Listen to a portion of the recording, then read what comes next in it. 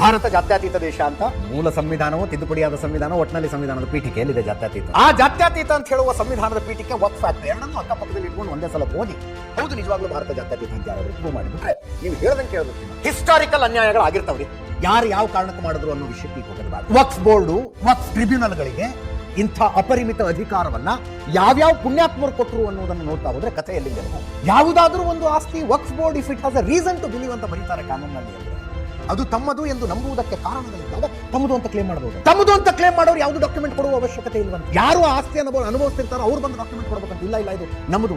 ಉಳಿದವ್ರದ್ದು ಯಾರದ್ದು ಆಸ್ತಿಯ ಸಮಸ್ಯೆ ಆದ್ರೂ ಕೂಡ ಸಿವಿಲ್ ಕೋರ್ಟಿಗೆ ಹೋಗ್ತೀವಿ ನಾವು. ನಮ್ಮ ಆಸ್ತಿ ನಿಮ್ಮ ಆಸ್ತಿ ಯಾರು ಕ್ಲೇಮ್ ಮಾಡಿದ್ರೆ ಸಿವಿಲ್ ಕೋರ್ಟಿಗೆ ಹೋಗೋದಿಲ್ಲ. ನಮ್ಮ ದೇವಸ್ಥಾನದ ಆಸ್ತಿಗಳನ್ನು ಯಾರು ಕ್ಲೇಮ್ ಮಾಡಿದ್ರೆ ಸಿವಿಲ್ ಕೋರ್ಟಿಗೆ ಹೋಗೋದಿಲ್ಲ. ಚರ್ಚ್ಗಳನ್ನು ಯಾರು ಕ್ಲೇಮ್ ಮಾಡೋದಕ್ಕೆ ಬಂದ್ರೆ ಇದು ಚರ್ಚ್ನ ಆಸ್ತಿ ಅಲ್ಲ ನಮ್ಮ ಆಸ್ತಿ ಅಂದ್ರೆ ಚರ್ಚ್ನ ಸಿವಿಲ್ ಕೋರ್ಟ್ ಹೋಗ್ತಾರೆ. ಜೈನರ ಬಸದಿ, ಬುದ್ಧರ ವಿಹಾರಗಳು ಎಲ್ಲ ಕೋರ್ಟ್ ನಲ್ಲಿ ಸೆಟ್ಲ್ ಆಗ್ಬೇಕು.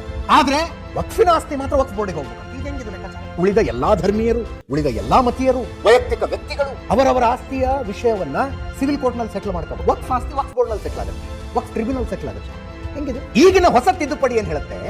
ವಕ್ಫ್ ಬೋರ್ಡ್ಗೆ ಯಾವುದಾದ್ರೂ ಆಸ್ತಿ ತಮ್ಮದು ಅಂತ ಅನಿಸಿದ್ರೆ ನಿಮ್ಮ ಹತ್ರ ಏನ್ ಡಾಕ್ಯುಮೆಂಟ್ ಇದಾವೆ ತಗೊಂಡು ಡಿಸಿ ಹತ್ರ ಬನ್ನಿ. ಎರಡೂ ಕಡೆ ಅವರ ದಾಖಲೆಗಳನ್ನು ಜಿಲ್ಲಾಧಿಕಾರಿಗಳ ಪರಿಶೀಲನೆ ಮಾಡಿ ಅಂತ ಹೇಳ್ತಾ ಇದ್ದಾರೆ. ಪರಿಶೀಲನೆ ಏನ್ ತಪ್ಪಿದೆ ಅದರಲ್ಲಿ? ಯಾಕೆ ಉಳಿದವರೆಲ್ಲ ಹೋಗೋದಿಲ್ವಾ? ಈ ದೇಶದಲ್ಲಿ ಯಾರೋ ಶಾಪಗ್ರಸ್ತರಂತೆ ಬದುಕಬೇಕು, ಇನ್ಯಾರೋ ಮೊದಲನೇ ದೀಪಾವಳಿ ಮಾವನ ಮನೆಗೆ ಬಂದ್ರು ಅಳಿಯನಂಗೆ ಬದುಕಬೇಕು ಅಂದ್ರೆ ಹೆಂಗ್ರಿ?